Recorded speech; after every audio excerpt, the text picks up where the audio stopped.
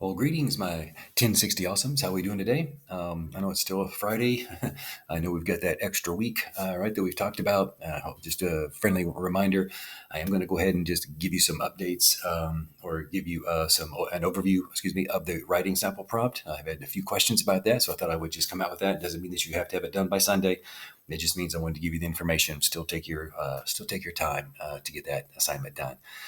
All right, so I'm going to scroll down to our weeks 1 and 2 module here on Moodle, and I'm going to click on the writing response prompt and answer a few questions that I've been asked about that.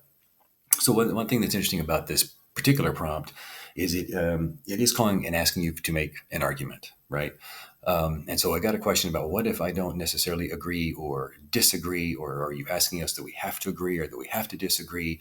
Kind of yes, it's like yes and no and all the above and everything else. But we do want to have, as it states right here, a focused argument that includes at least two supporting points.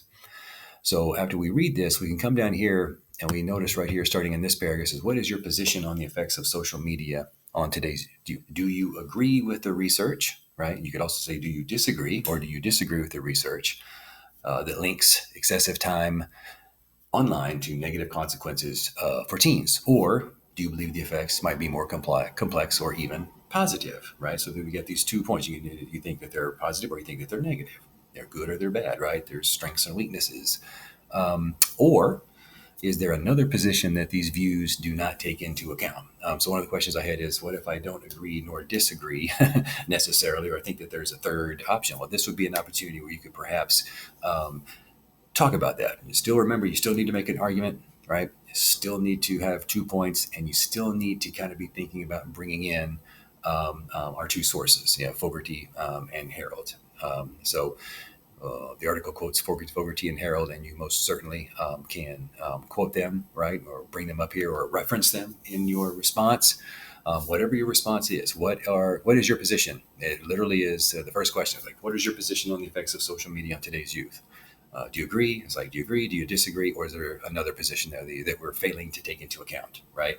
So if you neither agree nor disagree, and you've got something else that you feel you want to make an argument within this conversation between, Fogarty and Harold, then by all means, just do it. All right, just make your argument. And then I was asking about formatting. Just standard MLA formatting is fine. Upper left hand, corner, you've got your name, my name, the title of the assignment, the date, the title of your essay centered, and then 12 point times new Roman double spaced. Don't want to assume that that's standard fare for everyone, or that everyone maybe understands that or gets that. So if you got a question about that, just let me know, and we can go from there. All right. As promised, I'm going to keep these videos short, sweet, and to the point, and give you what you need to know. Just read closely. Do you agree, disagree? If you agree, write an argument that agrees, making a couple of points. If you disagree, make a couple of points, and reflecting what you've read. Right, quote something from this or not, or paraphrase it. Just make sure you give credit to it. And then if you have a third option, right, there's something else that this particular prompt, or this particular these particular writers, perhaps, right, these authors haven't taken into consideration, then that's your stance, right? So share that, and then still make sure you bring in what's being said right there. All right, guys. I think that's it. I'm going to say goodbye for now.